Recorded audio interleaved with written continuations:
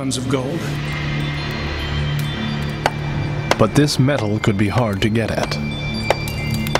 Much of it was embedded in wooden artifacts, and most of it was hidden inside the king's heavy stone sarcophagus.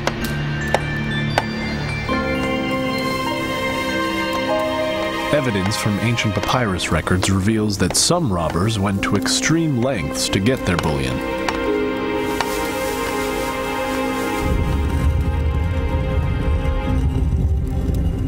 They torched the tomb.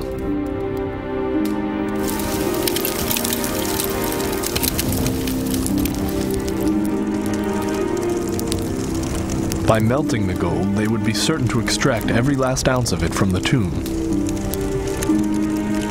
But in the process, they would be turning works of art to cinders, and risked committing the ultimate sacrilege, destroying the king's body, and with it his chances of surviving the afterlife. With so much at stake, any tomb robbers caught would be sure to suffer a gruesome fate. Thebes, 1090 BC. A royal tomb robber has just been apprehended. Ancient court records shed amazing light on how such trials were conducted. The examination was held by beating their hands and their feet with a double rod.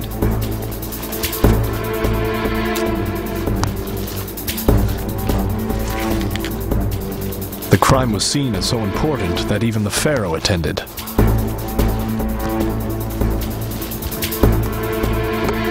Records show how one prisoner cracked under torture. Stop, I will tell you. We took the coffin and set fire to it in the tomb.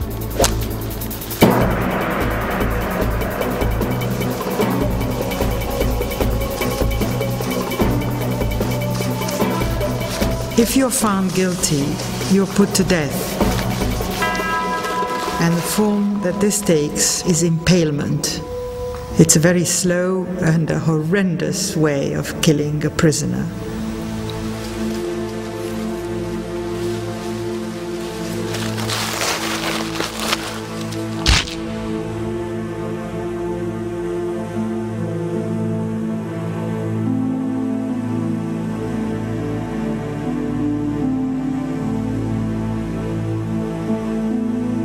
The year of the hyenas marked a turning point. The valley was no longer a safe resting place for Egypt's rulers.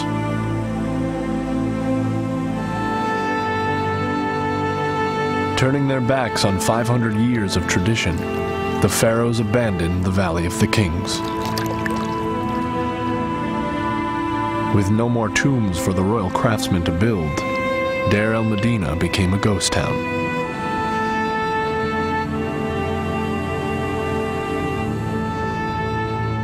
Priests came to the valley to open up every royal tomb they could find. Most of the pharaoh's mummies were moved to a new home, a small cave outside the valley where no robber would think of looking. For 1,000 years, the valley had been sacred and deathly silent. But not for much longer. Egypt was invaded by a succession of foreign armies. The Assyrians in 670 BC, then the Greeks, and finally the Romans. In the wake of the armies came legions of tourists, eager to visit the legendary valley. It was a big deal to go to the Valley of the Kings. You know, it was a big trip. And when they went to the valley, they wanted to record that they were there. They did so by gouging out thousands of graffiti from the pristine walls. I, Philastrios the Alexandrian, have seen with my own eyes the work of these tombs of astounding horror, and have spent a delightful day. We, Iasios and Sonesios, saw 6 of these tombs and were extremely impressed. My heart was enchanted by what I saw, so I wrote this. Marcus Litus was here. But the damage inflicted on the tombs by ancient visitors was nothing compared to the devastation caused by the forces of nature.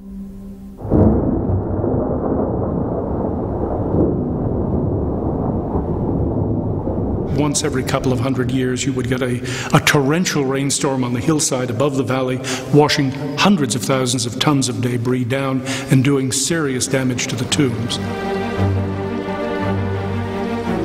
You get water rushing through the valley, bringing down boulders, and the whole thing would be flooded. You can imagine the effect on a tomb with millions of gallons of water pouring down the corridors, stripping off the painted decoration, removing the carved reliefs, and simply filling the tomb up almost to the brim.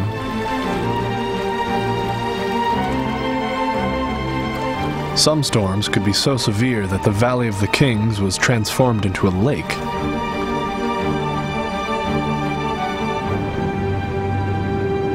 Over the next 2,000 years, tomb after tomb was concealed by flood debris. But all this changed in the early 19th century. In just 10 months, 8 tombs were discovered by one man. The Italian, Giovanni Belzoni, had given up his job as a circus strongman to become an explorer in Egypt. On first inspection, the Valley of the Kings seemed to have little to offer. There were a few tombs open, but there was an awful lot of rubble covering the valley too. And he was poking around with rods, iron rods, looking for tombs, and he found some.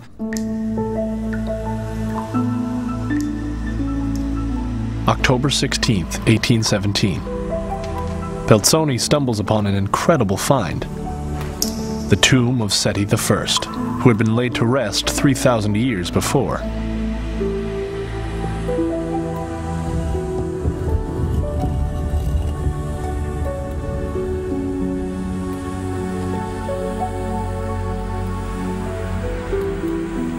Belzoni sometimes gets a bad press because of the techniques he was using to enter tombs, sealed tombs. For example, battering rams, which tends not to be a technique which is employed very much nowadays. Belzoni was the first to step foot inside the tomb, since robbers had looted it almost 3,000 years before. As he noted in his diary, I may call this a fortunate day, one of the best, perhaps, of my life.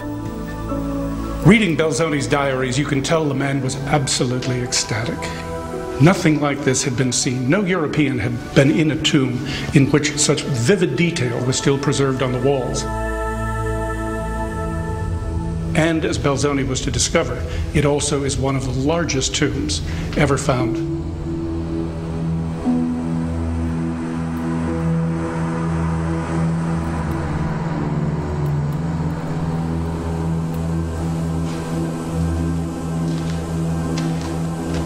Seti's tomb extended 350 feet into the solid rock.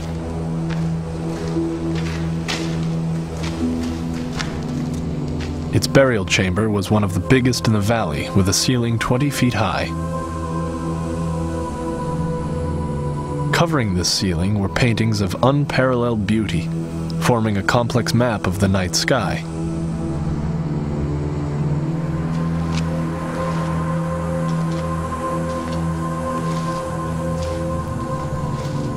The ancient robbers had stripped the tomb of all its gold and precious objects. But they'd left something behind. Hundreds of Shabti figures that had been worthless on the ancient Egyptian black market. 3,000 years on, Belzoni knew each Shabti would be worth a fortune on the European antiques market. His discovery triggered a gold rush in the valley. By the late 19th century, digging in the valley had become a free-for-all.